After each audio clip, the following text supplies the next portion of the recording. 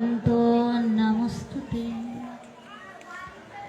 तप्तो कंचन गौरांगी राधे वृंदावनेश्वरी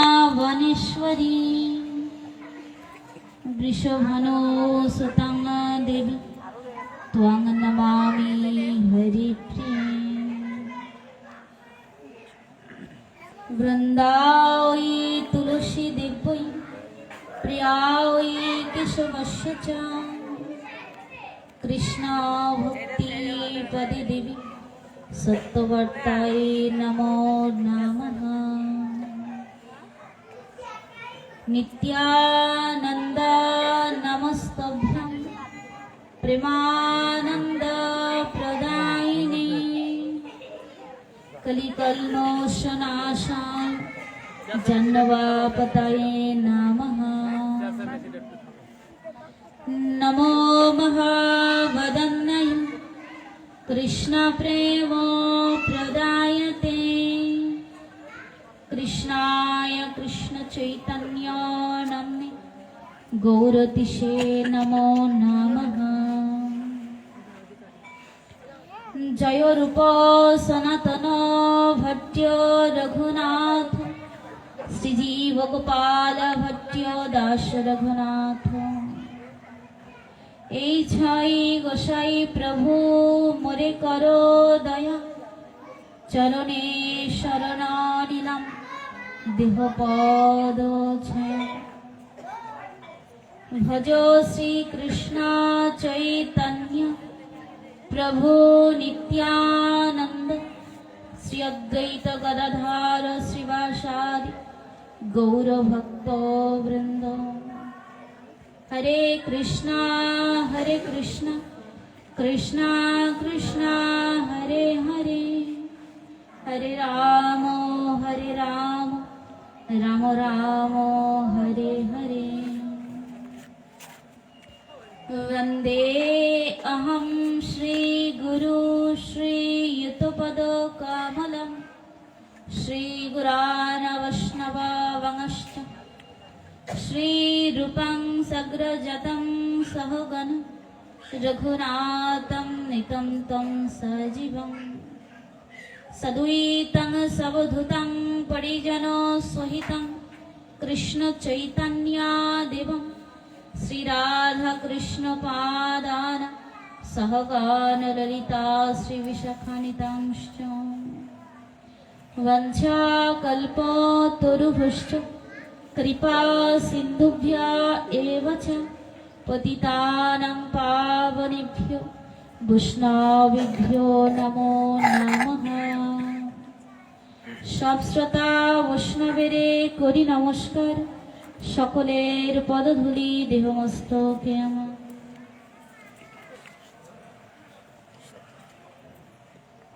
ओम तत्सत्। ओम नमो भगवते वासुदेवाय।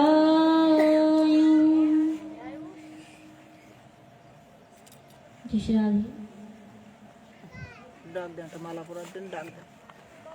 आयोजित भक्त गृहांगने आयोजन হয়েছে অমৃত রূপী কথা শ্রীমদ্ ভাগবত কথামৃত। রসাস্বাদনের নিমিত্তে আমরা সকলেই উপনীত হয়েছি।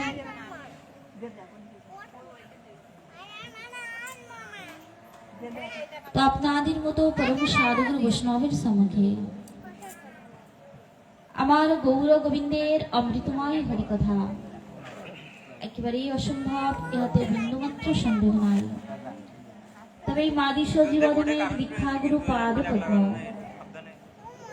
খড়িঞ্চি শ্রী শ্রী রাধা গোবিন্দ সেবাশ্রমের সেবাচার্য শ্রী শ্রী নিতাই দাস নারায়ণচন্দ্র গোস্বামী প্রভুপাদের চরণধূলির অহেতুকী কৃপাপ্রসাদকে সম্বল করে খেদাপাড়া বাবা বৈদ্যনাথ ধাম পার্থসারথী গীতা বিদ্যাপীঠে সকল শিক্ষকের চরণধূলিকে আশ্রয় করে এই গৃহ অঙ্গনের যিনি আচার্যপাদ বাবার শ্রী চরণধূলিকে প্রার্থনা করে উপস্থিত সকল সাধুগুরু বৈষ্ণবের চরণধূলিকে সম্বল করে অল্প একটু সময় হরিকথা আস্বাদনের প্রয়াস। জয় জয় শ্রী গুরু প্রেমানন্দে নিতাই।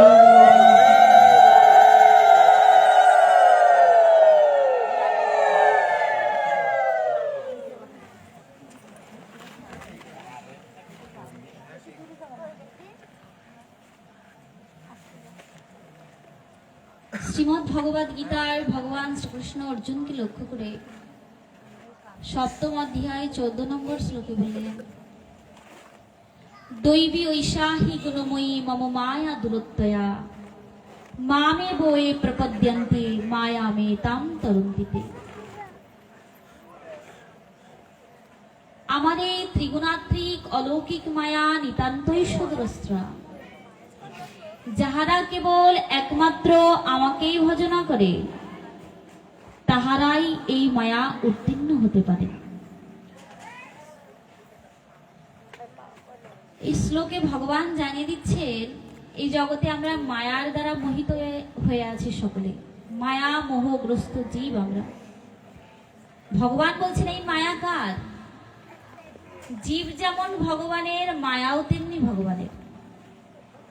বললেন দৈবী ঐশাহি গুণময়ী মম মায়া দুরত্যয়া। এই জগতে এই যে 3 প্রকারের মায়া, এই যে 3 গুণময়ী মায়া, সত্য রজ তম, এই 3 গুণের দ্বারা নিয়ন্ত্রিত যে মায়া, এই মায়া বড় সুদূরস্থরা। যাহারা একমাত্র গোবিন্দের চরণে শরণাগত হতে পারবেন, গোবিন্দের চরণকে ভজনা করবেন, এই মায়া তাদেরকে স্পর্শ করতে পারবে না। এই মায়া থেকে মুক্ত হতে হলে আমাদের অবশ্যই গোবিন্দ চরণকে ভজনা করতে হবে। গোবিন্দ চরণ শরণ ব্যতীত, তার চরণে আশ্রয় ব্যতীত আমরা কখনোই এই মায়া মুক্ত হতে পারবো না। আর যতদিন না জীব মায়ামুক্ত হতে না পারবে, ততদিন এই সংসার বন্ধন তার মুক্ত হবে না। এই জগতে আমরা সকলেই বন্ধনে আবদ্ধ হয়ে আছি, সংসার বন্ধনে আবদ্ধ হয়ে আছি, সম্পর্কের বন্ধনে আবদ্ধ হয়ে আছি, এবং সকলে আমরা মৃত্যুর বন্ধনেও আবদ্ধ হয়ে আছি।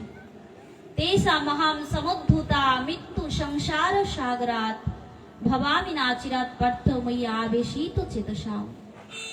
আমরা সকলেই এই মৃত্যুময় সংসারের বন্ধনে আবদ্ধ হয়ে আছি। আজ হোক কাল একদিন আমাদেরকে এই মৃত্যুময় সংসার সাগর পার হতে হবে।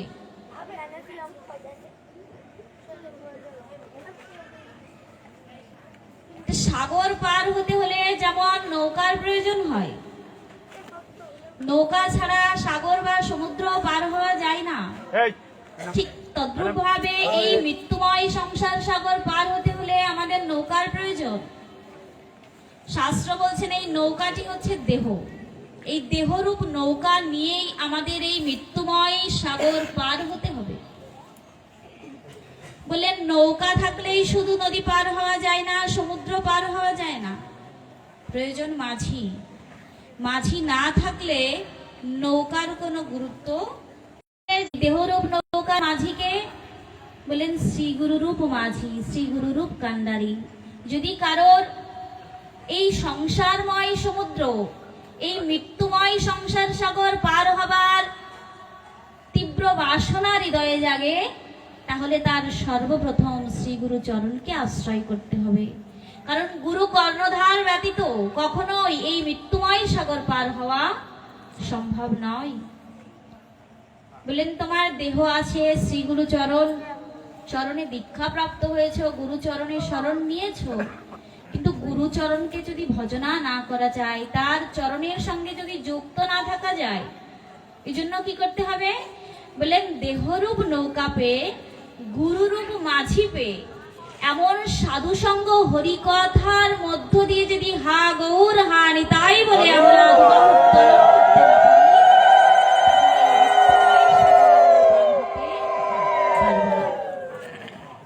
এই জন্য এই মায়া থেকে মুক্ত হতে হলে আমাদের সেই মায়াধীশ মায়ার যিনি অধীশ, মায়াকে যিনি জয় করেছেন, সেই ভগবানের চরণকে প্রার্থনা করতে হবে, তার চরণে আত্মনিবেদন করতে হবে।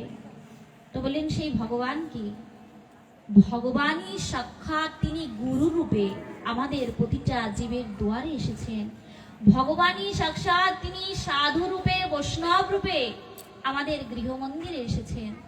আজকের এই গৃহস্বামীর গৃহ আঙ্গিনায় যে হরিকথামৃতের আয়োজন হয়েছেন, এত সাধু ভক্তবৃন্দ এসেছেন। বললেন যে গৃহ অঙ্গনায় সাধু পদার্পণ করে সেখানে একজন আসেন না, একজনের সঙ্গে সঙ্গে তিনজনের কৃপা প্রাপ্ত হয়। বলেন গৃহে যদি সাধু পদার্পণ করে, বৈষ্ণব পদার্পণ করে, শ্রী গুরুদেব পদার্পণ করে, তাহলে তার গৃহে শুধু একজন আসেন না, তিনজনের কৃপাকে নিয়ে আসেন। বলেন সেটি কি? সাধু নিজে এসেছেন, সাধুর এক কৃপা, সাধু এসেছেন গৃহে। এক হচ্ছে সাধু কৃপা, দ্বিতীয় হচ্ছে যিনি সাধু হবেন, যিনি বৈষ্ণব হবেন, যিনি ভক্ত হবেন, তার জিহ্বায় সদা সর্বক্ষণ নাম প্রভু কীর্তন করতে থাকবেন, নৃত্য করতে থাকবেন। বললেন সাধু নিজে এসেছেন, সাধু কৃপা, এবং সাধুর জিহ্বায় নাম প্রভু এসেছেন, সেই নাম প্রভুর কৃপা। আর সাধুর হৃদয় মন্দিরে সদা সর্বক্ষণ আমার গোবিন্দ বিশ্রাম করছেন। তো সাধুর হৃদয় মন্দিরে স্থিত সেই আমার অনাদিরাদি গোবিন্দ, তিনি এসেছেন।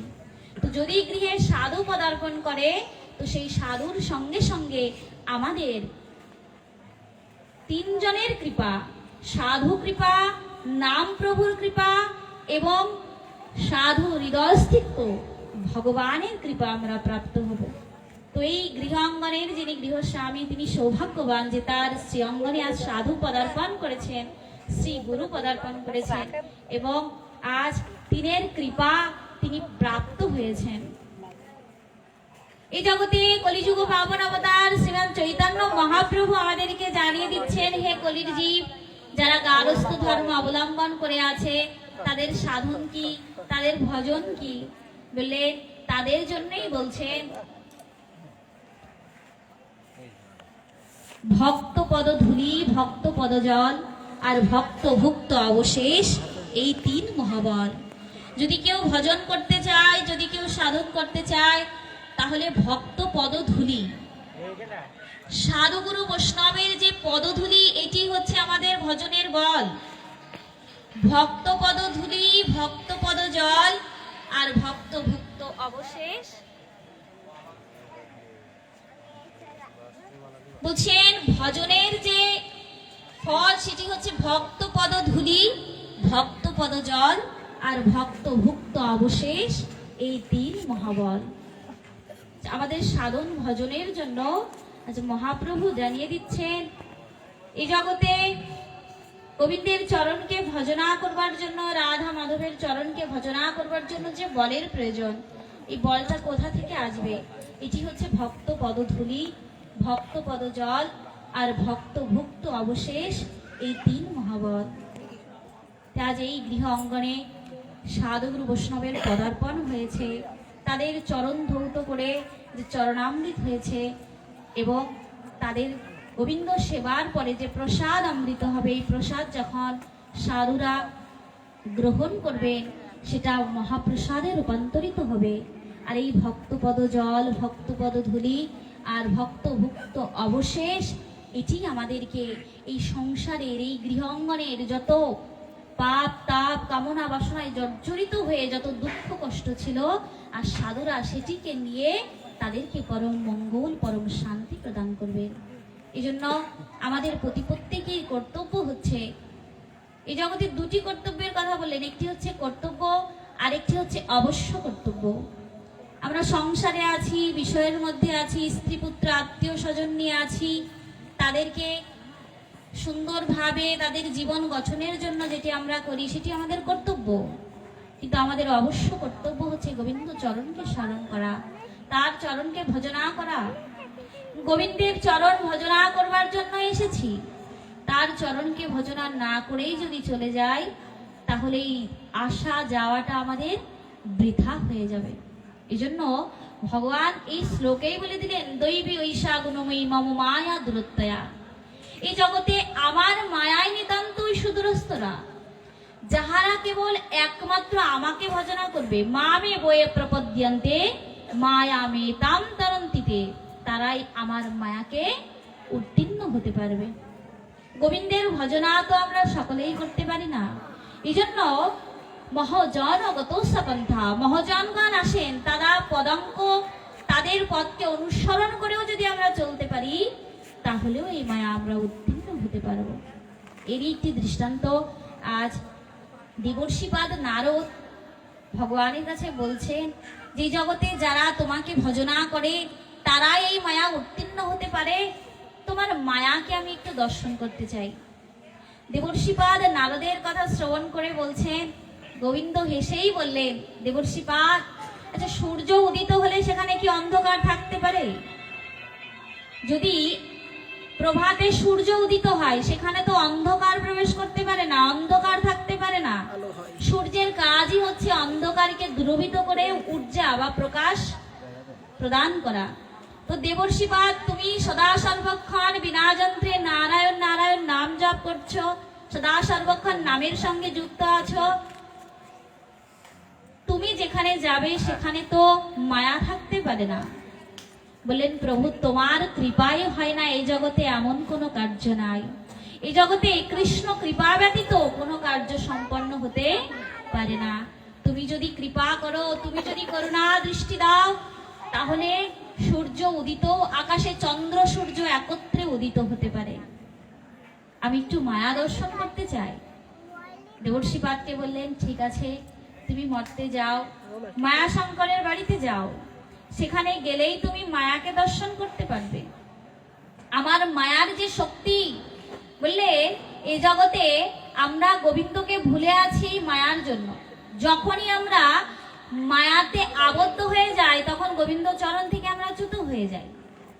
দেবর্ষিপাদ এই মায়াকে দর্শন করবার জন্য আসলেন, সাধু রূপ ধারণ করে মায়া শঙ্করের বাড়িতে আসলেন। দূর থেকে ডাকছেন, মায়াশঙ্কর, মায়াশঙ্কর বাড়িতে আছেন। মায়াশঙ্করের সহধর্মিনী বাইরে থেকে কটাক্ষ দৃষ্টিতে তাকিয়ে দেখছেন যে আমাদের গৃহে সাধু পদার্পণ করেছেন। যে গৃহে কেউ আসে না, আজ সেই গৃহে সাধু এসেছেন। বললেন, বাড়িতে যদি সাধু আসে তাহলে সেই গৃহের উন্নতি হয়, কল্যাণ হয়, ভাগবত প্রাপ্তি পর্যন্ত হয়। আমরা ভাগবতের দৃষ্টান্তে দেখেছি, অজামিল দস্যু ছিলেন, ডাকাত ছিলেন। তিনি এমন কোন অহিত কর্ম নাই যে জীবনে করেননি, তথাপিও অন্তিম সময়ে, মৃত্যুর সময় তার ভাগবত প্রাপ্তি হলেন, বৈকুণ্ঠ ধাম প্রাপ্তি হলেন। কেন না, মৃত্যুর সময় পুত্ররূপ নারায়ণকে ডেকেছিলেন বিধায় তিনি বৈকুণ্ঠ ধাম প্রাপ্তি হলেন।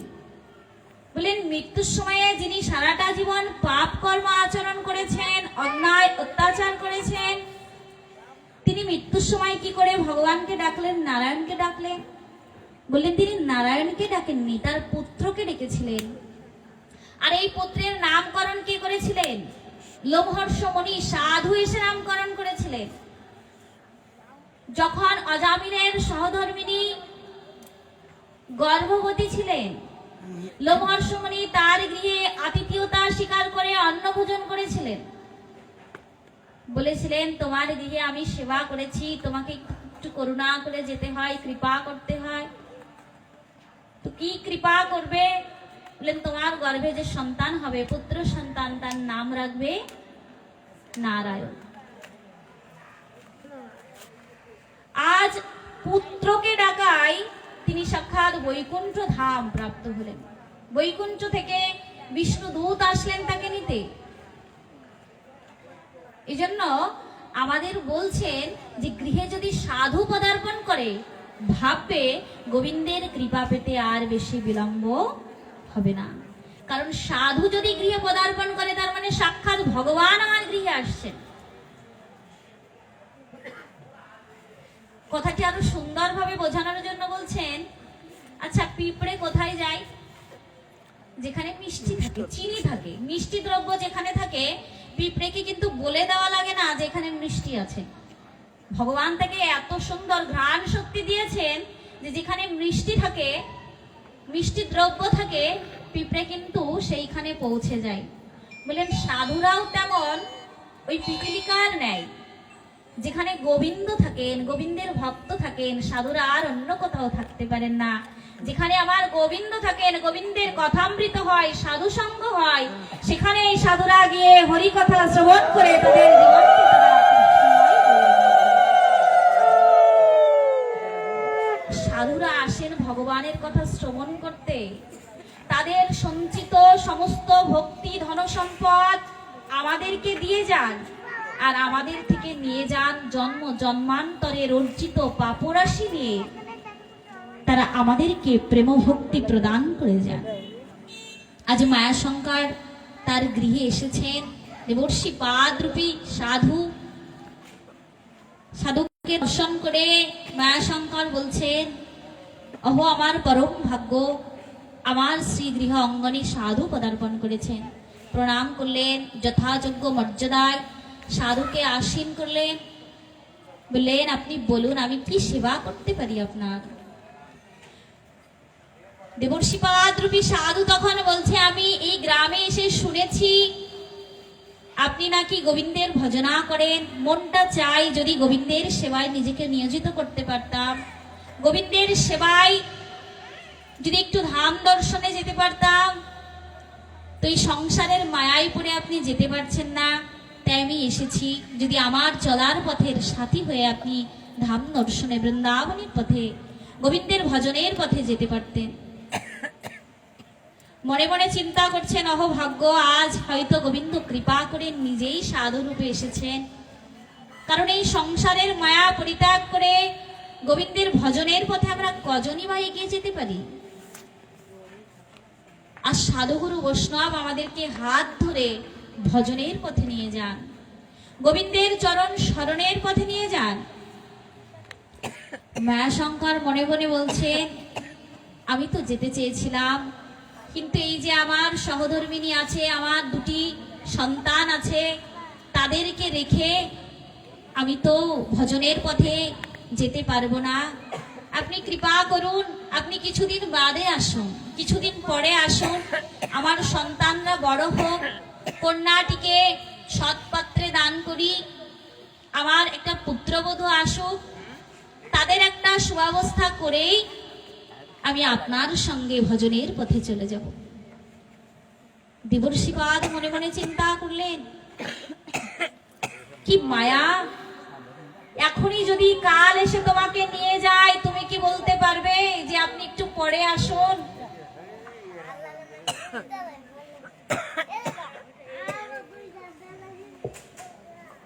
কাল যদি এসে আমাদেরকে বলে এই মুহূর্তে তোমাকে যেতে হবে, আমরা কিন্তু কালকে কেউ নিষেধ করতে পারবো না। না আমার সন্তান এখনো বড় হয়নি, আমার সন্তানের বিবাহ হয়নি, নাতি নাতনি দেখা হয়নি, মৃত্যু তুমি এখন এসো না। আমরা সাধুদেরকে নিষেধ করতে পারি যে না এখন ভজনের পথে যেতে পারবো না, কিন্তু কালকে কেউ নিষেধ করতে পারি না। আবার সন্তানকে আমি জমের হাতে দিতে রাজি আছি, কিন্তু সাধুর হাতে দিয়ে ভগবানের ভজন করাতে চাই না। বলেন, যদি তোমার সন্তানকে জমের হাতে দাও, জম তোমার সন্তানকে ফিরিয়ে দিয়ে যাবে না, কিন্তু ওই মৃত, যার মৃত্যু আসন্ন, সেই পুত্রকে যদি তুমি সাধুর হাতে দিতে পারো, ওই পুত্রের মৃত্যুকেও হরণ করে নেওয়ার ক্ষমতা সাধুর রয়েছে। দৃষ্টান্ত দিচ্ছেন শ্রী গুরু চরণকে। আমরা তো মায়ায় আবদ্ধ হয়ে সংসার নিয়ে, বিষয় নিয়ে, স্ত্রী পুত্র নিয়েই মেতে আছি। যেটাকে আমরা আনন্দ মনে করছি সেটা ক্ষণিকের আনন্দ।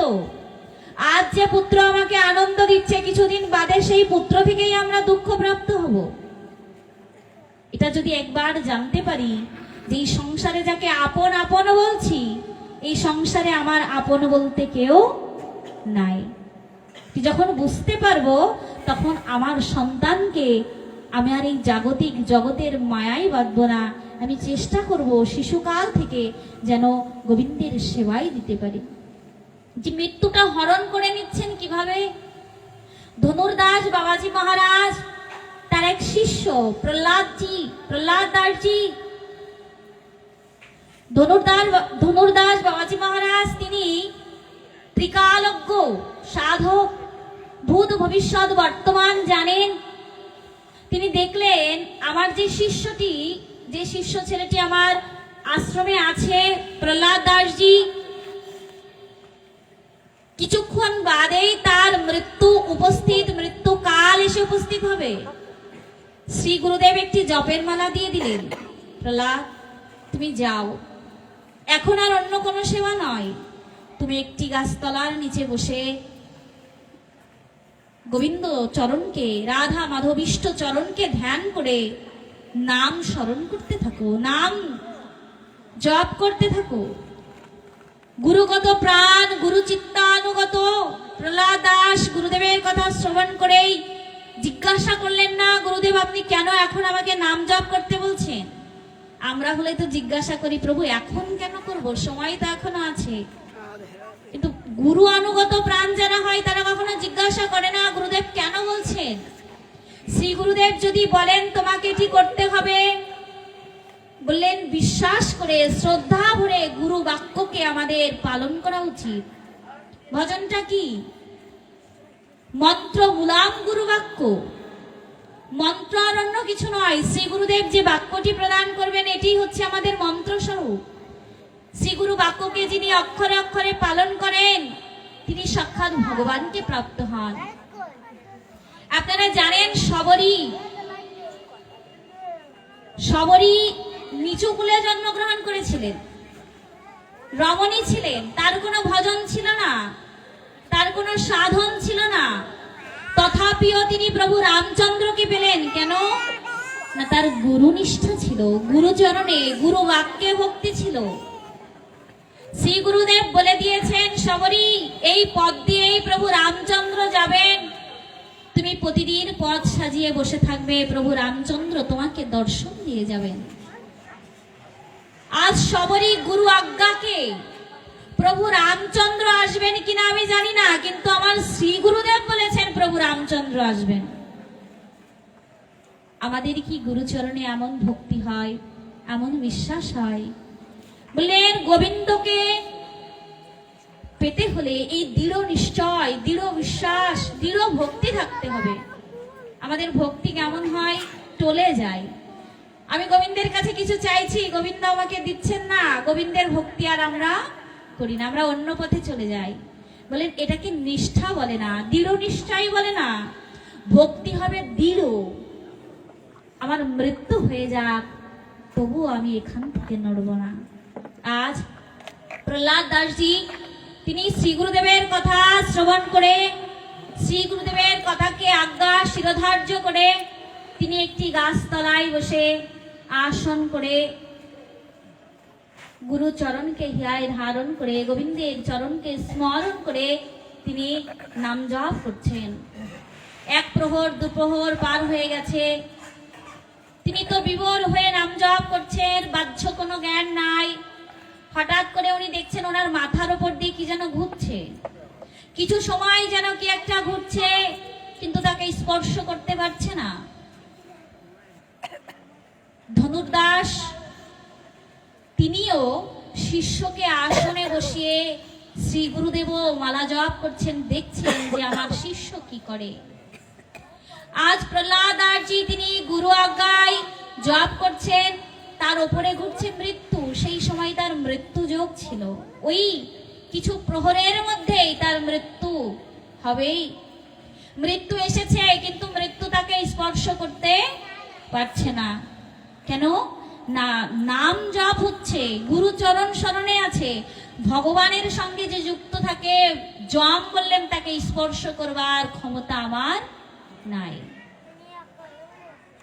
আজ প্রহ্লাদ দাসজি সেই মৃত্যু দূতের সাথে কথা বলছেন, কে তুমি? আমার চারপাশে বেষ্টন করছো, কে তুমি? বললেন আমি সাক্ষাৎ মৃত্যু, আমি তোমার কাল, তোমাকে হরণ করতে এসেছি। বললেন যদি আমাকে হরণ করতেই আসবে তাহলে দেরি কেন করছো? নিয়ে যাও, আমি তো বাধা দিচ্ছি না, আমাকে নিয়ে যাও। বললেন তোমাকে আমি নিয়ে যেতে পারি, তুমি তোমার হাতের মালাটি রেখে দাও। তোমার হাতের মালাটি রেখে দিয়ে তুমি জপ বন্ধ করো, আমি তোমাকে নিয়ে যাব। তোমার কাল এই পর্যন্তই, তোমার আয়ু এই পর্যন্ত, তোমাকে প্রকৃতির নিয়মে আজ তোমার মৃত্যু হবে।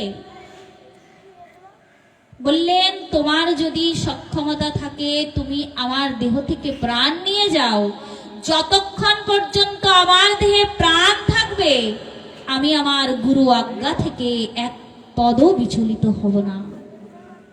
আজ প্রহ্লাদ দাসজি গুরু আজ্ঞায় তিনি জপ করতে আছেন, এদিকে মৃত্যুকাল অপেক্ষা করে করে বললে আমি তোমার কাছে পরাজিত হয়ে গেলাম, গুরুনিষ্ঠ ভক্তের কাছে আমি পরাজিত হয়ে গেলাম। এই জগতে ভগবান বলে দিয়েছেন যারা আমার ভক্ত হবে তাকে কাল কখনো স্পর্শ করবে না। আজ কাল তার কাছে মাথা নত করে চলে গেলেন। প্রহ্লাদ দাসজি কাল চলে যাওয়ার সঙ্গে সঙ্গে গুরুচরণে গিয়ে প্রণাম করে গুরুচরণে জড়িয়ে ধরে আজ বলছেন, হে গুরুদেব, আজ হয়তো আমার মৃত্যু হয়ে যেত, আজ হয়তো এই পৃথিবীতে আমার অন্তিম সময় এসে উপস্থিত হয়েছে, কিন্তু আজ আপনার করুণায় আপনার কৃপায় আমি আমার দেহকে, আমার এই প্রাণকে রক্ষা করেছি। আজ থেকে নাম ছাড়া আমার আর জীবনের কোনো গতি নাই। শুধুমাত্র প্রহ্লাদ দাসজির নয়, আমাদের প্রতি প্রত্যেকের এই কলিযুগের একমাত্র গতি হচ্ছে হরিনাম। হরির নাম হরির নাম হরির নামেব কেবলম কলো নস্তব্য গতির অন্যথা। কলিযুগের নাম ছাড়া আমাদের কোনো গতি নাই। এই জগতে আমাদের গতি হচ্ছে হরিনাম, কিন্তু আমরা কজন সেই হরিনামকে শ্রবণ করি? এই জগতে তিনটি বিষয় জানিয়ে দিচ্ছেন, বললেন এই জগতে নিতাই ছাড়া দয়াল নাই। এই জগতে দয়া করবার মতো, আমার মতন একজনকে দেখে আমি তার কাছে হাত পেতে দয়া চাইছি, সে আমাকে দয়া করতে পারবে না, কারণ সেও কারো না কারো কাছে গিয়ে হাত পাচ্ছে। এই জন্য বললেন এই জগতে দয়াল হচ্ছে একমাত্র নিতাই চাঁদ। নিতাই ছাড়া দয়াল নাই, গুরু ছাড়া বন্ধু নাই, আর নাম ছাড়া গতি নাই। এই জগতে মিত্র পরম বন্ধু যদি কেউ হয় তাহলে একমাত্র শ্রী গুরু পাদ পদ্ম। আর যাদেরকে আমরা দেখছি এরা স্বার্থের জন্য আছে। স্বার্থ পুরিয়ে গেলে আর কেউ তোমাকে ভালোবাসবে না, কেউ তোমাকে দেখবে না। সন্তানও আজ পিতামাতাকে দেখছে না। কেন না? এটা প্রকৃত ভালোবাসা নয়। কিন্তু শ্রী গুরুদেব বললেন তোমার সমস্ত পাপ তাপ রোগ শোক সমস্ত কিছুর দায় যেদিন শিষ্য তার সর্বস্ব দিয়ে গুরুচরণে আত্মসমর্পণ করে, সেদিনই শ্রী গুরুদেব শিষ্যের দেহকে আত্মসম করে নেন, নিজের করে নেন। এই জন্য শাস্ত্র বলছে গুরু ছাড়া বন্ধু নাই, আর নাম ছাড়া গতি নাই। আর আজ প্রহ্লাদ দাসজি ধনুর্দাসজি বাবাজি মহারাজের চরণে পড়ে আজ গুরুচরণকে হৃদয়ে ধারণ করে বললে, আজ শ্রী গুরুদেবের করুণায় আমি নবজীবন প্রাপ্ত হলাম।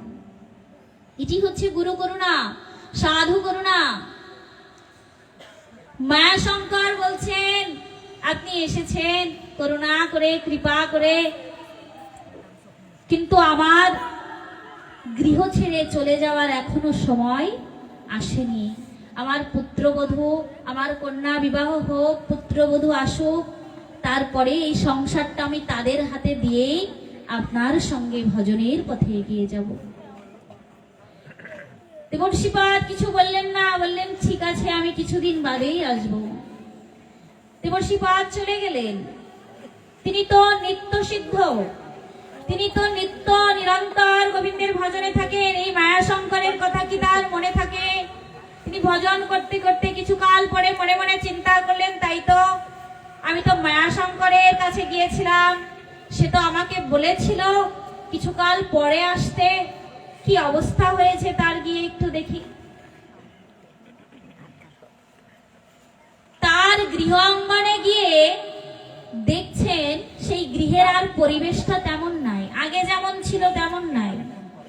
গৃহ অঙ্গনে গিয়ে মায়াশঙ্কর বলে যখন ডাকছেন, গৃহ থেকে সহধর্মিনী বেরিয়ে এসে বলছেন, কাকে ডাকছেন? তিনি তো চলে গেছেন।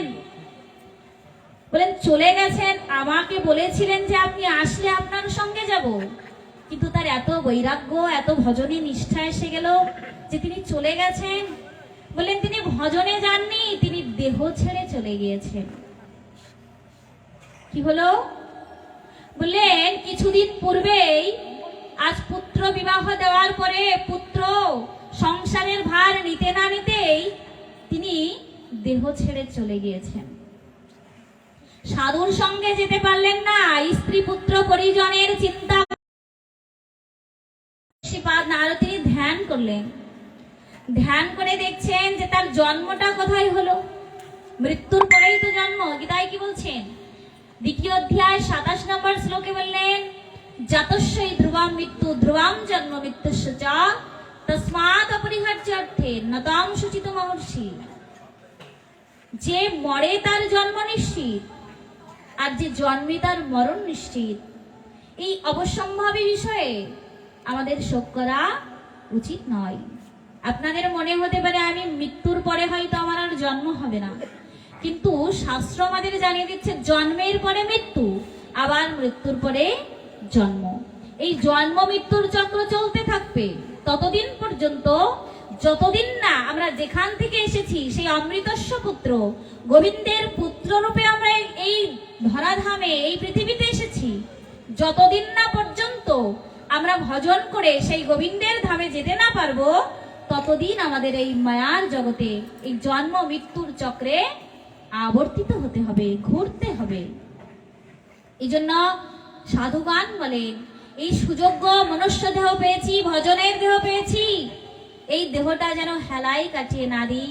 এই মনুষ্য দেহ পেয়ে, ভজনযোগ্য দেহ পেয়ে যদি ভজন করতে না পারি, গোবিন্দের চরণ স্মরণ করতে না পারি, তাহলে কত জনম আমাদের আবার এমন ভাবে ঘুরতে হবে। এই জন্য বললেন, এই জন্মটাই আমাদের ভজনের যোগ্য। মনুষ্য দেহ পেয়ে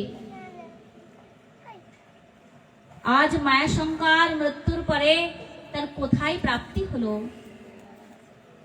বললেন, যে গৃহের প্রতি তার টান ছিল, যে গৃহের প্রতি ভালোবাসা ছিল, যে গৃহের কথা চিন্তা করে, গৃহের আত্মীয় স্বজনের কথা চিন্তা করে তিনি ভজনের পথে যেতে পারেননি, মৃত্যুর পরে তার সেই গৃহেই জন্ম হলো। কি হলো? ধ্যানের দ্বারা দেবর্ষিপাদ দেখলেন ওই গৃহের একটি কুকুর হয়ে তিনি জন্মগ্রহণ করেছেন। কি ছিল? সেই গৃহের মালিক ছিল, সেই গৃহের স্বামী মালিক ছিল।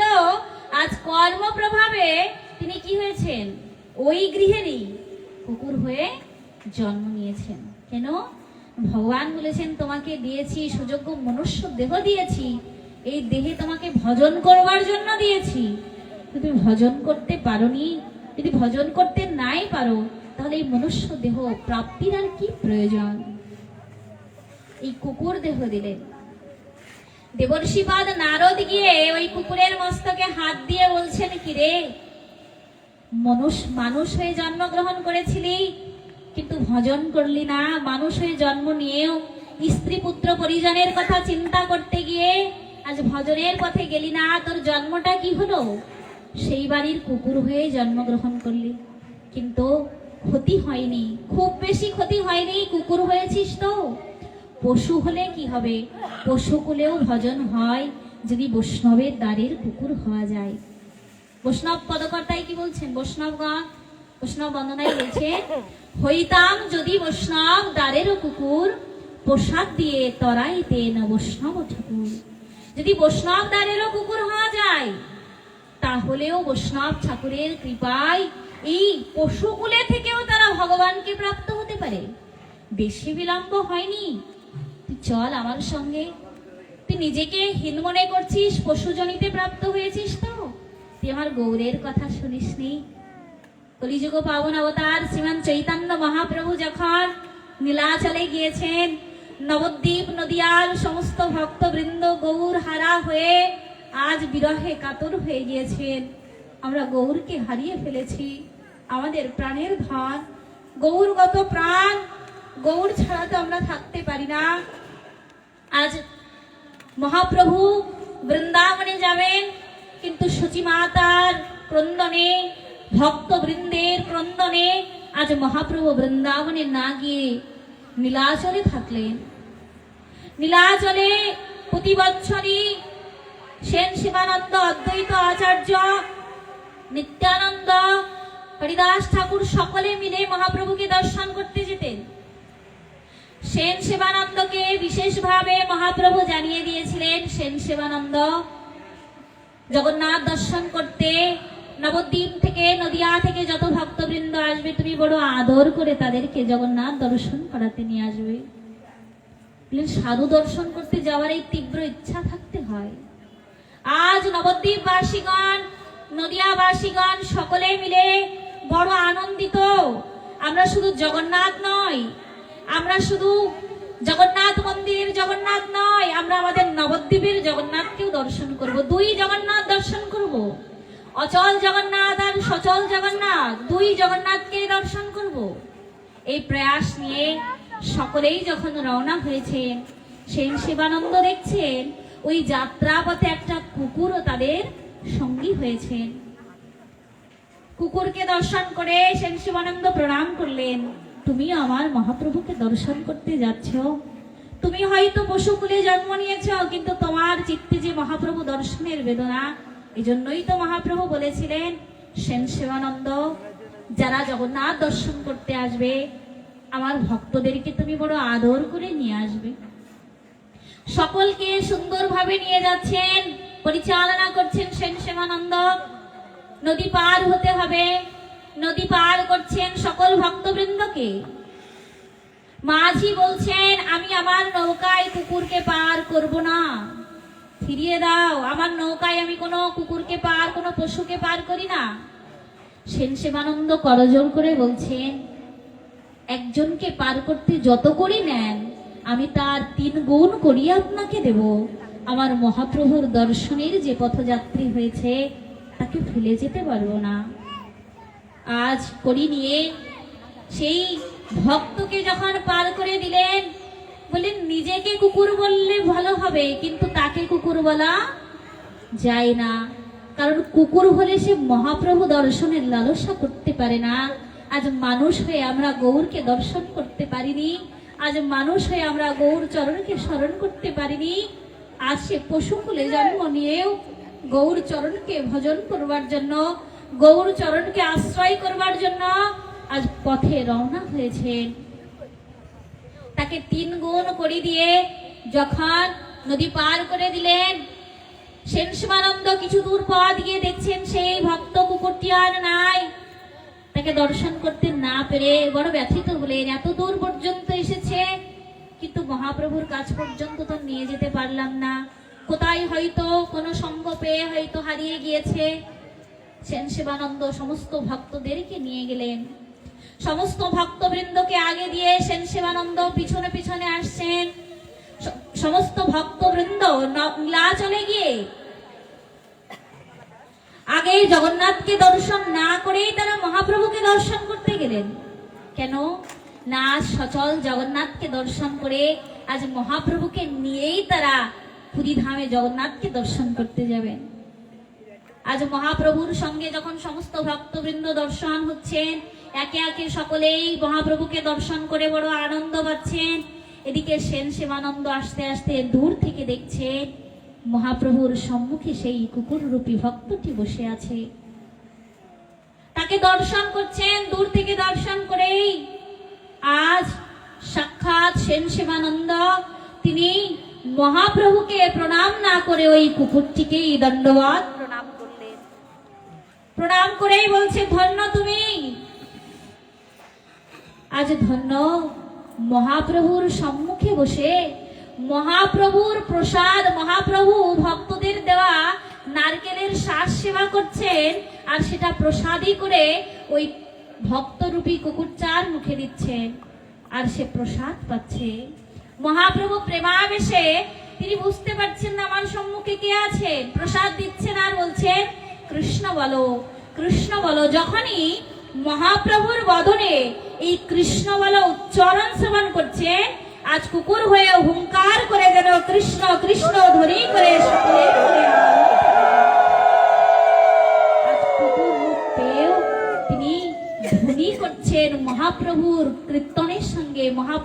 নামের উচ্চারণের সঙ্গে, আর আমরা এত সুন্দর একটি বদন পেয়েও কৃষ্ণ আমরা বলতে পারি না, গৌর বলতে পারি না।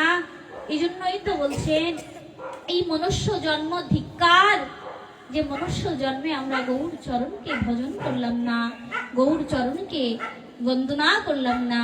আজ দেবর্ষিপাদ নারদ মায়াশঙ্কর রূপী সেই কুকুরকে বলছেন, শোনো, বেশি বিলম্ব হয়নি, তুমি চলো, আমার সঙ্গে চলো, আমি তোমাকে বৃন্দাবনের পথে নিয়ে যাব।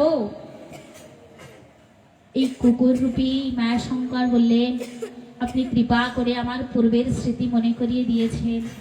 বললেন, শুধু পূর্বের স্মৃতি মনে পড়েনি, পূর্বের মায়াটাও মনে পড়েছে। বললেন, এই বাড়িতে আছি, এই বাড়ির সবাই আমার আপনজন, এই বাড়ির স্ত্রী, আমি চলে যাওয়ার পরে আমার স্ত্রী এখানে আছে, আমার সন্তানগণ আছে। আমি দেখেছি এই গ্রামে বড় চোর ডাকাতের উৎপাত হয়েছে। আমি কি করি, তারা ঘুমিয়ে থাকে, আমি সারা রাত পাহারা দিই যাতে আমার সন্তানরা চোর ডাকাতের হাত থেকে রক্ষা পায়। আজ কুকুর হয়েছে, অধোগতি হয়েছে, তথাপিও মায়া ছাড়তে পারেনি। এটি হচ্ছে ভগবানের মায়া। বলছেন, আমার সন্তানরা যদি আরেকটা কুকুর দেখে নেয়, তারপর না হয় আমি আপনার সঙ্গে যাব, আপনি চলে যান। দেবর্ষিপাদ নারদ কিছু বললেন না, চলে গেলেন। তিনি আবার নিত্য লীলায় চলে গেলেন, ভজনে থাকলেন। কিছুদিন পর মনে মনে চিন্তা করলেন, তাই তো সেই কুকুরের কি গতি হলো দেখে আসি। তার তো একটা গতি হবে, সারা জীবন তো সেই রূপে থাকবে না, তার কি গতি হলো।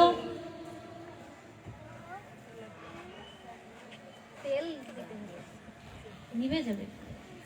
তখন বলছেন, তার কি গতি হলো। কিছুদিন পর ওই গৃহ অঙ্গনে আবার এসে বলছেন যে, আপনাদের গৃহ অঙ্গনে যে একটি কুকুর ছিল, সেই কুকুরটি কোথায়? বললেন, কি বলবো সাধু বাবা, বাইরের গ্রাম থেকে আরেকটি কুকুর এসে তার সঙ্গে মারামারি করতে গিয়ে কুকুরের কামড়ে তার মৃত্যু হয়ে গেছে। সেই কুকুরটি আর বেঁচে থাকতে পারলো না। মায়াশঙ্কর বলছে, আর কত নিচে নামবে মায়াশঙ্কর তুমি? মনুষ্য জন্ম থেকে পশুজনিতে জন্ম হলো, এবার কি হলো? তিনি ধ্যান ও নেত্রে দেখলেন ওই বাড়িতে সর্প হয়ে জন্মগ্রহণ করেছে। কি হয়েছে? সর্প হয়ে তাদের গৃহাঙ্গনে যে গোলা ছিল, ওই গোলার মধ্যে সর্প হয়ে জন্মগ্রহণ করেছে। বলেন, এতক্ষণও যে তুমি পশুজনিতে, কুকুর জনিতে জন্ম ছিল, আর এখন সর্প হয়ে জন্মগ্রহণ করেছো। তিনি ওই গোলার মধ্যে গিয়ে হাত থেকে একটু জল সিঞ্চন করে সর্পের মস্তকে যখন দিয়েছেন, তখন তার সেই পূর্ব স্মৃতি তিনি প্রাপ্ত হয়েছেন। পূর্ব স্মৃতি ফিরে বলছেন, সাধু বাবা, আমাকে ক্ষমা করে দিন। আপনি আমাকে বলেছিলেন আপনার সঙ্গে যেতে, কিন্তু আমি স্ত্রী পুত্র পরিজনের চিন্তায়, তাদের সুরক্ষার চিন্তায় আমি আপনার সঙ্গে যেতে পারিনি। বলছি, যেতে পারোনি, কি হয়েছে, এখন চলো। বললেন, আমি তো সর্পকুলে জন্ম নিয়েছি, সর্প হয়ে জন্ম নিয়েছি, আমি কি ভজন করতে পারবো? বলে, তুমি ভজন করবে না কেন? আমার প্রভু তো স্বয়ং তিনি সর্পের উপরেই অবস্থান করে থাকেন। আমার প্রভু গোপাল কি করেছেন? তিনি নাগের উপরে তো নৃত্য করেছেন, বা ভোলানাথের কণ্ঠে তো সর্প বিরাজমান থাকে। তুমি চলো, তুমি যদি বৃন্দাবনের সেই ব্রজধূলিতেও যদি থাকতে পারো, ওই ধূলিকণার দ্বারা তোমার এই পশু জন্ম থেকে মুক্ত হয়ে তুমি ভজনযোগ্য মনুষ্য দেহ পেয়ে আবার ভজন করতে পারবে। তুমি চলো। বলছে, আমি দেখেছি এই যে ধানের এত এত ধান হয়, আমার সন্তানদের বড় ইঁদুরের উৎপাত হচ্ছে। আমি তাদেরকে দংশন করে করে আমার সন্তানদেরকে রক্ষা করছি, তাদের ধনটাকে রক্ষা করছি। আমি যদি চলে যাই তাহলে এই ধন কেউ রক্ষা করতে পারবে না, এজন্য আমি আপনার সঙ্গে যেতে পারবো না। যখন বললেন, সাধু মনে মনে চিন্তা করছেন, এত অধোগতি হচ্ছে, এত নিচে নেমে যাচ্ছ, তথাপিও মায়া থেকে মুক্ত হতে পারছো না। গীতার শ্লোকেই বলে দিলেন, মামে বয়ে প্রপদ্যন্তে মায়া মেতাম তরন্তিতে, যতক্ষণ না পর্যন্ত তুমি আমাকে ভজন না করবে ততক্ষণ এই মায়া থেকে মুক্ত হতে পারবে না। আজ সাধুর চরণে শরণাগত হলেন না, কিছুদিন পরেই দেখলেন সন্তানরা সেই ধান যখন আনতে গিয়েছে দেখে সেখানে ওই সর্প। দেখবার সঙ্গে সঙ্গে আচ্ছা ওই সন্তানদেরকে যদি বলা হয় ওই সর্প আর অন্য কেউ নয় তোমার পিতা, সন্তান কি বাবা বলে জড়িয়ে ধরবে? বললেন কখনোই পিতা বলে জড়িয়ে ধরবে না। কারণ এই জাগতিক জগতের সম্পর্ক শুধু আমাদের দেহের সঙ্গে। দেহ আছে তাই তোমার সঙ্গে আমার সম্পর্ক আছে, দেহ থাকবে না তুমি আমার পিতা নও, আমি তোমার পুত্র নই, তুমি আমার সহধর্মিণী নও, আমি তোমার স্বামী নই। যতক্ষণ পর্যন্ত দেহ থাকবে ততক্ষণ পর্যন্ত এই প্রীতি বা প্রেম থাকবে। ভগবানের সঙ্গে আমাদের দেহের সম্পর্ক নয়, আমাদের আত্মার সম্পর্ক। এজন্য শাস্ত্রে বলছে এই দেহবোধ, দেহাত্মবোধ যেদিনই আমাদের জাগবে সেদিন আমরা ভগবানের দিকে, ভজনের দিকে অগ্রসর হব। আজ যখন তার সন্তানরাই তাকে পিটিয়ে অর্ধ মৃত্যু করে দিলেন, অর্ধ মৃত হয়ে গিয়েছে, এক প্রকারে তাদের হাতেই তার মৃত্যু হয়ে গেল। কিছুদিন পর তিনি দেবর্ষিপাদ নারদ আবার ধ্যান করলেন, ধ্যান করে দেখছেন তার জন্ম হয়েছে। দেবর্ষিপাদ নারদ যে ড্রেন দিয়ে যাচ্ছে ওই ড্রেনের নর্দমার মধ্যে কৃমিকীট হয়ে জন্মগ্রহণ করেছে। দেখবেন ছোট ছোট অনেক কৃমিকীট থাকে যাদেরকে আমরা খালি চোখে দেখতে পাই না। বলে এই কৃমিকীটের মধ্যেও আমার ভগবান আছেন। আজ মায়াশঙ্কর মনুষ্য জন্ম থেকে কুকুরজনিতে জন্ম হলেন, সেখান থেকে সর্পজনী প্রাপ্ত হলেন, সেখান থেকে কৃমিকীট হয়েছেন। আজ মায়াশঙ্করের এমন দুর্দশা দেখে দেবর্ষিপাদ নারদ কাঁদছেন, বললেন কি গতি তোমার? আজ মনুষ্য উত্তম কুলে, মনুষ্য কুলে জন্ম নিয়েও আজ গোবিন্দের ভজন না করে অধোগতি হয়ে আজ কৃমিকীট হয়ে জন্মগ্রহণ করেছো। জল থেকে যখন এই কৃমিকীটকে উঠিয়ে যখন তার পূর্বস্মৃতি স্মরণ করালেন, বললেন হে সাধু বাবা আপনাকে আর কি বলবো, আপনি এই যে জল থেকে আমাকে তুলেছেন আমার মনে হয় আমার প্রাণটা চলে যাবে, আমার প্রাণ চলে যাবে। আপনি যদি আমাকে বাঁচাতে চান তাহলে আবার ওই জলের মধ্যে আমাকে ছেড়ে দিন। সাধু বললেন 3 জন্ম তোমাকে আমি ছেড়ে দিয়েছি, আমি এসেছিলাম ভগবানকে বলে এসেছি যে আমি মায়া দেখতে যাব কিন্তু তোমাকে করুণা বা কৃপা করব না, কিন্তু তোমার এই দুর্দশা দেখে আমার হৃদয়ে এই করুণা যাচ্ছে, আমি যদি তোমাকে কৃপা না করতে পারি তাহলে এই জগতে সাধু বৈষ্ণবের প্রতি মানুষের আর শ্রদ্ধা ভক্তি থাকবে না। আজ মায়াশঙ্কর তুমি সে মনুষ্য জন্ম থেকে অধগতি হয়ে আজ এই নর্দমার কৃমিকীট হয়ে জন্মগ্রহণ করেছো, তোমাকে আর এই নর্দমার মধ্যে ফেলে দেব না, তোমাকে আমি গোবিন্দের চরণে পৌঁছে দেব। বললেন প্রভু আমি তো নর্দমার কৃমিকীট হয়ে আছি, আমি গোবিন্দের চরণে কিভাবে যাব? গোবিন্দকে এই কৃমিকীটকে তার চরণে নেবেন? একটা পোকাকে, একটা কৃমিকীটকে কি ভগবানকে কেউ তার চরণে দিতে দেয়? বললেন ভগবানের চরণে তুমি যেতে পারবে না, কিন্তু ভগবানের চরণে আমি তোমাকে পৌঁছে দেব। কেমন ভাবে দিচ্ছেন? খুব সুন্দর একটা দৃষ্টান্ত দিয়েছেন এখানে। এই যে পুষ্প আপনারা দেখছেন, এই ফুলের মধ্যে অনেক কৃমিকীট থাকে, অনেক পোকা থাকে, যেগুলোকে যিনি সেবা করেন তিনি তো খুব যত্নের সঙ্গে সেবা করেন, তথাপিও যদি তার গোবিন্দ চরণ প্রাপ্তি সৌভাগ্যে থেকে থাকে তাহলে এই পুষ্পের মধ্যে থেকে যাবে। এদিকে বাবা কি করছেন, রাধা মাধবের শৃঙ্গার করানোর জন্য, অর্চনা করানোর জন্য যখন পুষ্প চয়ন করে রাধা মাধবের চরণে পুষ্প দেবেন তখন দূর থেকে একটা কৃমিকীট এসে গোবিন্দের চরণের দিকেই যাচ্ছে। এটা দর্শন করেই বাবা কি করছেন, ওই কৃমিকীটকে, ওই পোকাটাকে দূরে ফেলে দিচ্ছেন, যে আমার গোবিন্দের কমল অঙ্গে এই পোকাটা পড়বে, এই কৃমিকীট গিয়ে পড়বে, এই জন্য বারবার দূরে ফেলে দিচ্ছেন।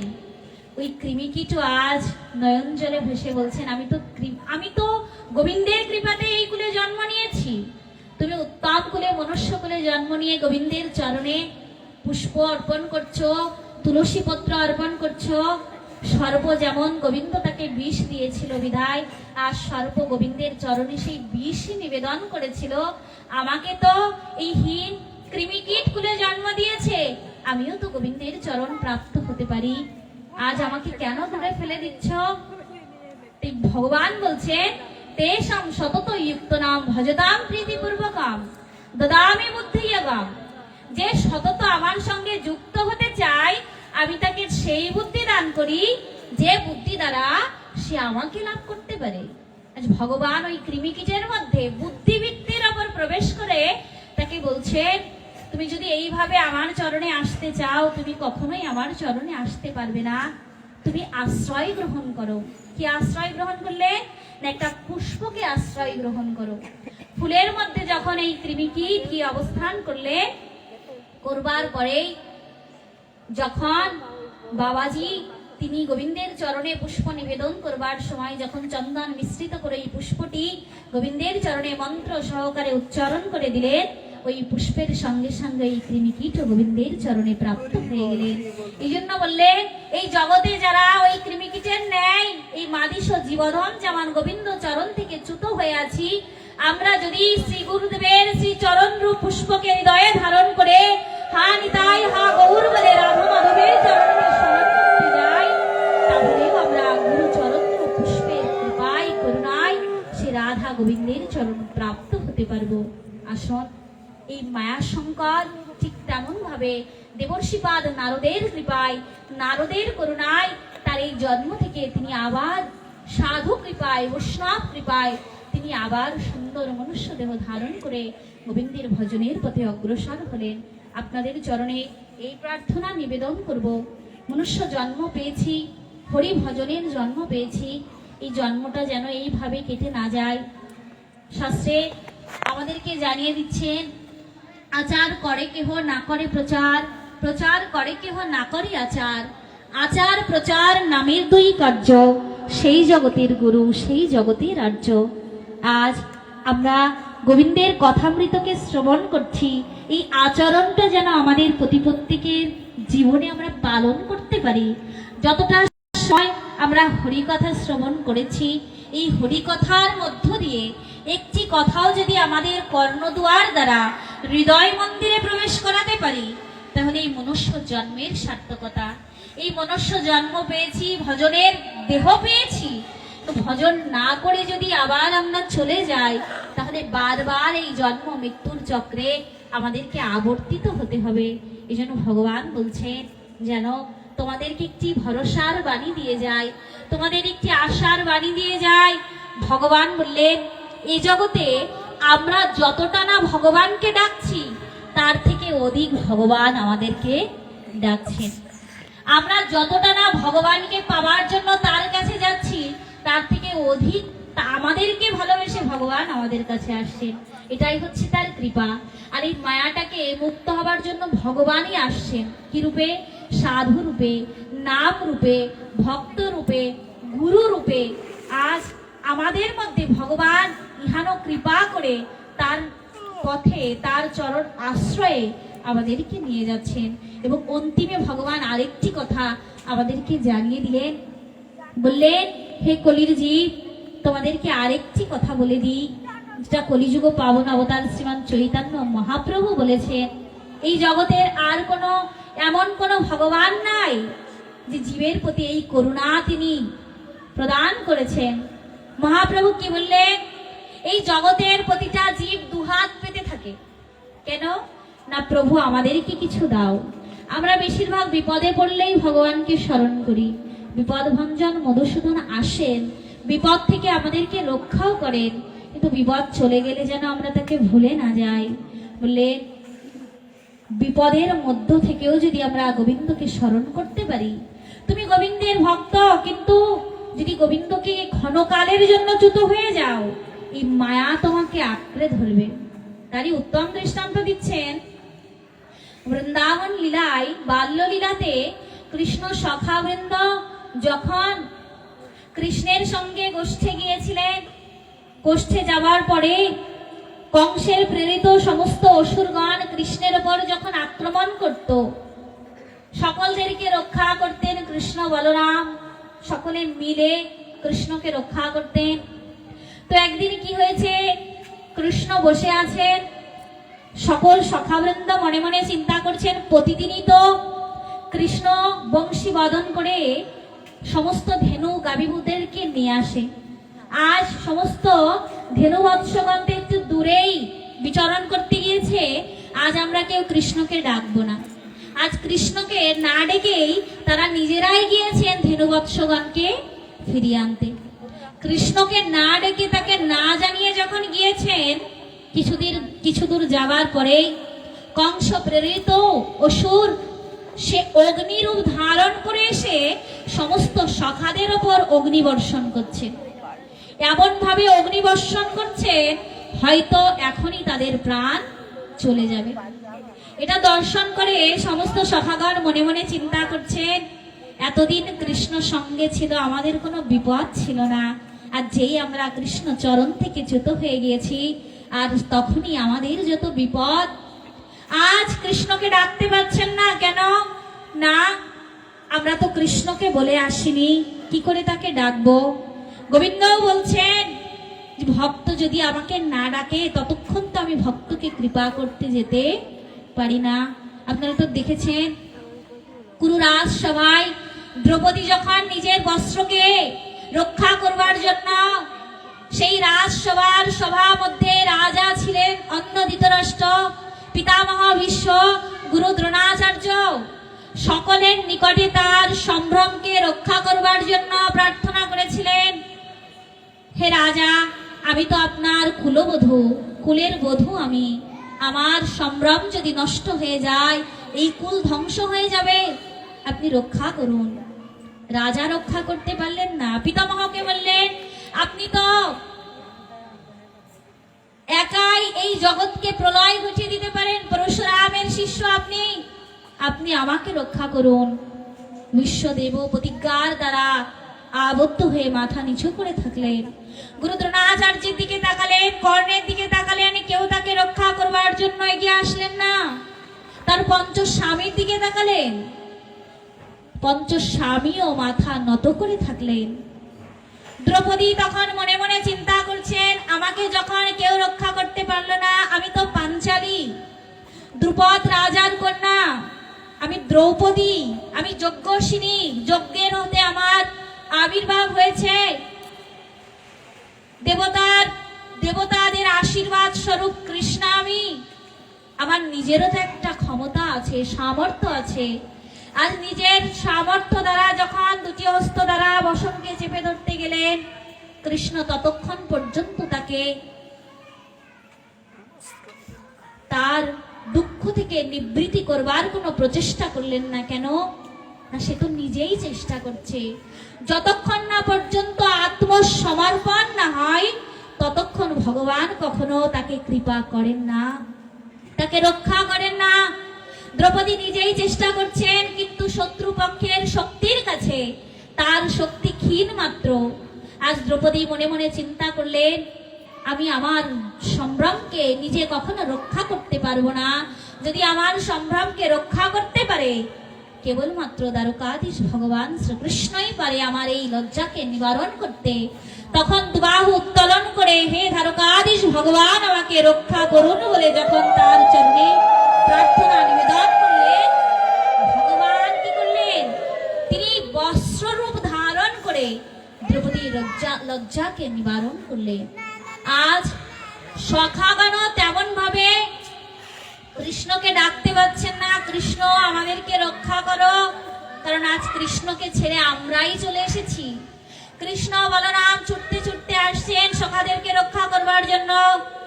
দূর থেকে কৃষ্ণকে ছুটতে আসতে দেখে সখাগণ আজ আকুল আবেদনে নয়ন জলে ভেসে আজ কৃষ্ণকে বলছে, সখা, আমাদের সর্বোচ্চ ভুল হয়ে গেছে, আমরা তোমাকে ছেড়ে, তোমার ছায়াতল ছেড়ে, তোমার চরণ ছায়া থেকে আমরা দূরে সরে আছি, এজন্যই আজ আমাদের এমন দুর্দশা।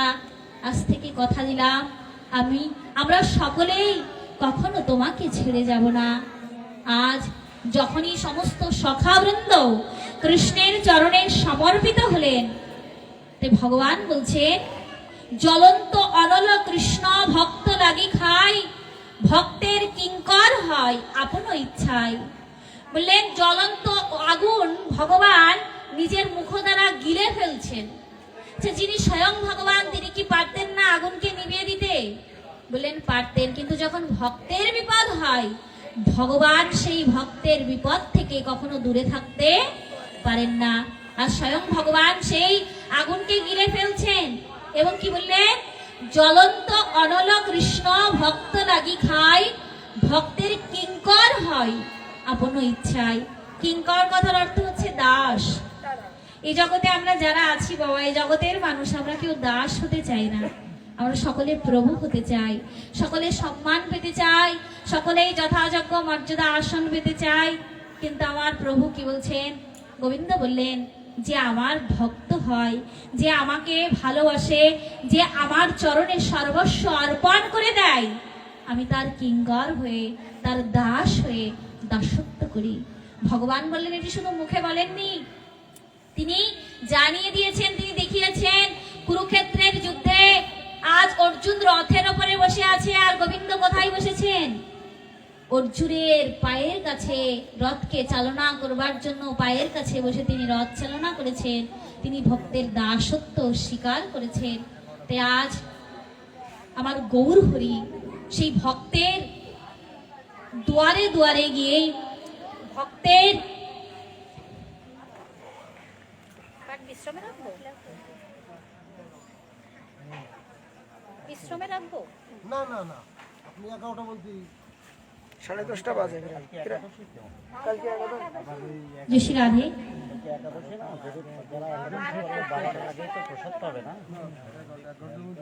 তো আমরা এই আলোচনার এই প্রাসঙ্গিকতাটা রেখে আমরা পাঠ বিশ্রামের দিকে যাব। কলিযুগ পাবন অবতার শ্রীমান চৈতন্য মহাপ্রভু ভক্তের কথা চিন্তা করে আজ প্রতিটা জীব আমরা দুহাত পেতে ভগবানের কাছে চাইছি, তাই না? আমরা সকলেই কিন্তু ভগবানের কাছে এইভাবে কেউ যায় না, সকলেই দুহাত পেতে যায় যে ভগবান আমাদেরকে কিছু প্রদান করুন। যে ভগবানের কাছে আমরা যাই না কেন, কিছু চাইবার জন্য যাই, খালি হাতে কেউ কখনো যায় না। খালি হাত নিয়ে যে ভগবান আজ তোমাকে দিতে এসেছি। আচ্ছা, যিনি আমাদেরকে অন্ন দিচ্ছেন, যিনি আমাদের সূর্যের আলো দিচ্ছেন, বায়ু দিচ্ছেন এবং আমার হৃদয় মন্দিরে থেকে আমাকে বাঁচিয়ে রাখছেন, তার কাছে কি চাইতে হয়? তার কাছে তো দিতে যেতে হয়, তাই না? কিন্তু শাস্ত্র আমাদেরকে বলছেন ভগবান যে বায়ু আমাদেরকে দিচ্ছেন, অক্সিজেন দিচ্ছেন, এটা যদি হসপিটাল থেকে ক্রয় করে নিতে হতো কত কোটি কোটি টাকা দিতে হতো, হয়তো আমরা হিসাব করেও পারতাম না। কিন্তু ভগবান তো এটা খুব ফ্রিতেই আমাদেরকে দিচ্ছেন, বিনিময়ে তো গোবিন্দ কিছু চাইছেন না। তথাপিও তার কাছে গিয়ে আমরা কি করছি? দুহাত পেতে চাইছি যে ভগবান আমাদেরকে দাও দাও দাও। যত পাচ্ছি তত চাইছি, আমার যা আছে আমি তাতে সন্তুষ্ট থাকতে পারছি না, আমি গোবিন্দের কাছে প্রার্থনা করছি গোবিন্দ আমাকে আরো দাও। তাই আজ কলিযুগ পাবন অবতার শ্রীমান চৈতন্য মহাপ্রভু গৌর হরি উনি বললেন প্রতিটা যুগে যুগেই তো আমি অভয় বাণী দিয়ে এসেছি, এরকম ভাবে হাত দিয়ে করে আশীর্বাদ করেছি, তোমাদের কি চাই? আর কলি যুগে এসে আমি আর অভয় বাণী দিয়ে হাত দিয়ে আশীর্বাদ করব না, এবার তোমরা চাইবার আগে আমি দুহাত পেতে তোমাদের কাছে থাকবো। বললেন প্রতি যুগে ভগবান এসেছে, আমরা চাইছি, ভগবান আমাদেরকে দিয়েছেন। আর এই কলি যুগে ভগবান এসেছেন আর বলেছেন যে প্রতি যুগে তোমাদের কাছে আমি চাইনি, কিন্তু এই কলি যুগে এসে তোমরা চাইবার আগেই আমি তোমাদের কাছে হাত পেতেছি, তোমরাই দাও। বলুন তো, আজ যারা আপনারা এখানে এসেছেন, ভগবান যদি আপনাদের কাছে চাই, দিবেন না? আপনারা দিবেন তো ভগবানকে? সারাটা জীবন ধরে যতদিন বেঁচে আছেন ততদিন পর্যন্ত ভগবানের থেকে তো নিচ্ছেন, বিনিময়ে তো ভগবানকে কিছু দিতে হবে। যদি ভগবান এসে এখন বলেন যে আমাকে কিছু দিতে হবে, আমরা কতজন দিব? সবাই দিব তো ভগবানকে? বললেন ভগবান কি চাইছেন?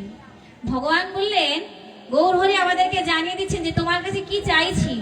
তোমার ধন, ঐশ্বর্য, প্রতিপত্তি, তোমার স্ত্রী, পুত্র, আত্মীয় স্বজন কোনো কিছুই আমি চাইছি না। কি চাইছি জানো? প্রতিটা জীবের হৃদয়ের কথা, প্রতিটা জীবের অন্তরের কথা অনুভব করে আজ কলিযুগ জীবের একমাত্র আশ্রয়, করুণায় বশবর্তী হয়ে স্বভাব নিজের সব প্রেম ভক্তি প্রদান করবার জন্য, যিনি রাধা ভাবকে, রাধা প্রেমকে একাকৃত হয়ে রাধা কৃষ্ণ মিলিত তনু হয়ে গৌর হয়ে এসে আর জগৎ জীবের কল্যাণের কথা চিন্তা করে, জগৎ জীবের কৃষ্ণ প্রাপ্তির কথা চিন্তা করে আর জগৎ জীবের কাছে দুহাত পেতে চাইছেন। বলছেন তোমাদের কাছে কি চাইছি জানো? শুধু এক জন্মের নয়, তোমাদের জন্ম জন্মান্তরের যত পাপ আছে, যত তাপ আছে, তোমাদের এক জন্মের নয়, জন্ম জন্মান্তরের সমস্ত পাপ তাপকে আমাকে দিয়ে আবার কৃষ্ণ গৌর বলতে বলতেই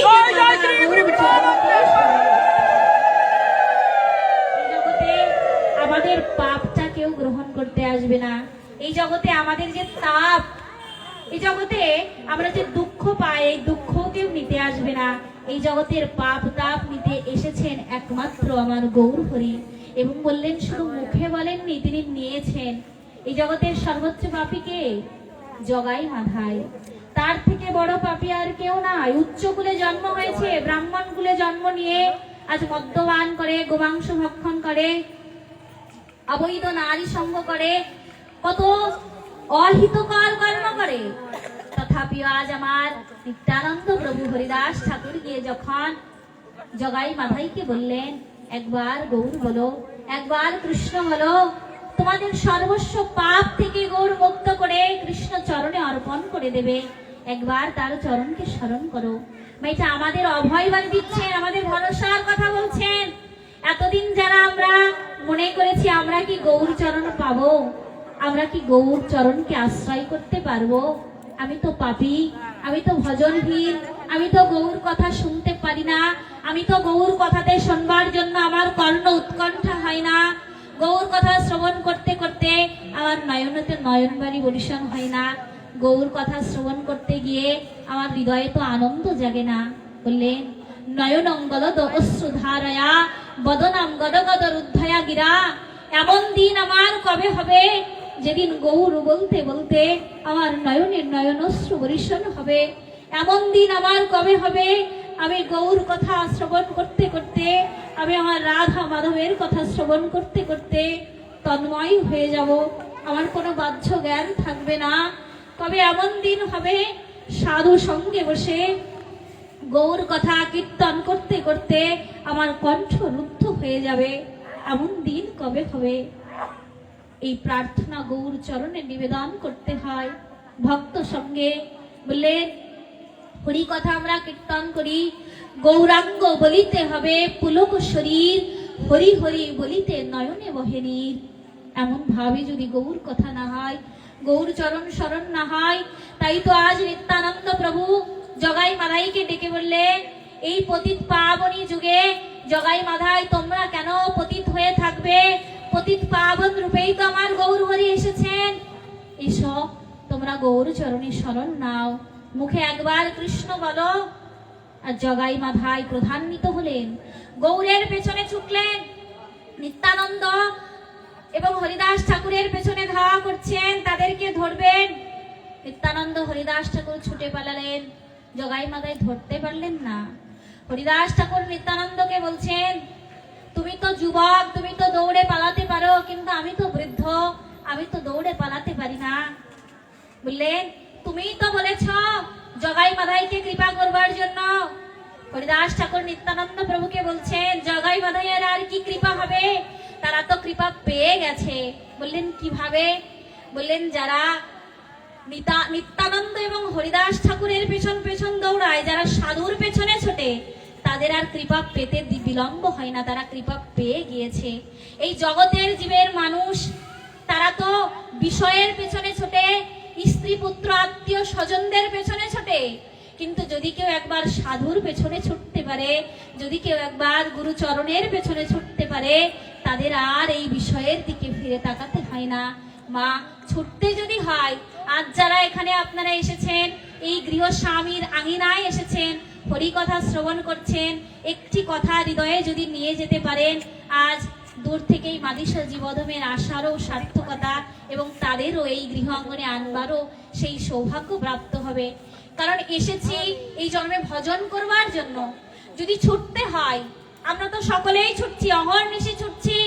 এই ভাগবত আসরে বসবার মতো সময় আমাদের অনেকেরই হয়নি। এই গ্রামে হয়তো কতটা লোক আমি জানি না, সবাই কিন্তু এখানে উপস্থিত হতে পারেননি। অর্থের পেছনে ছুটছেন, স্ত্রী পুত্রের পেছনে ছুটছেন। বললেন ছুটতেই যদি হয়, দৌড়ে কারোর কাছে যদি যেতেই হয়, মায়ার পেছনে নয়, স্ত্রী পুত্র আত্মীয় স্বজন বিষয়ের পেছনে নয়, সাধু গুরু বৈষ্ণবের পেছন পেছন ছুটতে ছুটতেই যেন আমরা গৌরের চরণে এই আশীর্বাদ রেখে সকলের মঙ্গল হোক, সকলের কল্যাণ হোক, সকলে কৃষ্ণময় গৌরময় জীবন লাভ করে আমরা এই প্রার্থনা গৌর চরণে নিবেদন করে আলোচনার এখানেই বিশ্রাম রাখবো। একটি নিবেদন করব, আমরা সকলেই যেন অন্তিম সময়ে বলতে পারি গোবিন্দের চরণকে নিবেদন করে, আমাদের বিপদে থাকি, সুখে থাকি, দুঃখে থাকি, যে অবস্থাতেই থাকি না কেন, মুখে যেন গোবিন্দের নাম থাকে। অন্তিম সময়ে যেন গোবিন্দের নামকে আমরা শ্রবণ করতে পারি, যেটি আজ মহাজন বলছেন, देहांत काले तुम सामने हो, मुरली बजा के मन को लोभा के। देहांत काले तुम सामने हो, मुरली बजा के मन को लोभा के। दिन रात में यही गीत गाओ, हे नाथ नारायण वासुदेव। श्री कृष्ण गोविंद हरे मुरारी, हे नाथ नारायण वासुदेव। हे गोविंद, আমি দিন রাত যেন তোমার এই নাম করতে পারি, তোমার নামকে জিহ্বায় আস্বাদন করতে পারি, এবং অন্তিম সময়ে যেন এই মৃত্যুর সময়ে এই দেহ থেকে যেদিন প্রাণ চলে যাবে, সেদিন যেন হা নিতাই হা গৌর বলতে বলতেই তোমার চরণে শরণ নিতে পারি। এই আশীর্বাদ রেখে সংক্ষিপ্ত হরিকথা আর এখানেই বিশ্রাম রাখছি। আপনারা সকলেই এই গৃহ স্বামীকে একটু আশীর্বাদ করবেন, তিনি যেন এভাবেই সাধু সঙ্গ হরিকথা দিয়ে তাদের জীবনকে তারা কৃষ্ণময় গৌরময় করতে পারেন, এবং সকলেই যেন এমন ভক্ত সঙ্গ তাদের গৃহাঙ্গনে প্রতি বৎসর হয়, এই আশাবাদ আমরা গোবিন্দের চরণে প্রার্থনা নিবেদন করে এবং সকলেরই কৃষ্ণময় গৌরময় জীবন লাভ হোক এই প্রার্থনা নিবেদন করে সংক্ষিপ্ত হরিকথা এখানেই বিশ্রাম রাখছি। আলোচনার মধ্যে রসবাস হলে নিজের সন্তান হিসেবে ক্ষমা সুন্দর দৃষ্টিতে দেখবেন। ओम सर्वे भवन्ते सुखिनः, सर्वे सन्तो निरामया, सर्वे भद्राणि पश्यन्तु, मा कश्चित् दुःखभावो भवेत्। জগতের সকলেই সুখী হোক, সকলেই মঙ্গল লাভ করুক, কেউ যেন দুঃখ না পায়। ওম শান্তি, ওম শান্তি, ওম শান্তি। जय जय श्री गुरु प्रेमानंद निताय गौर।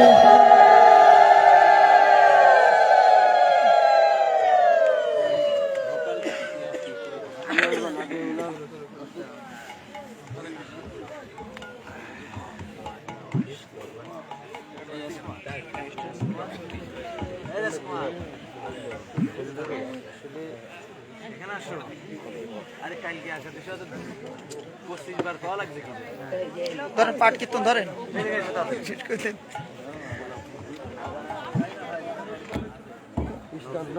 দেখে করো কাজ করবে মুখ দিয়ে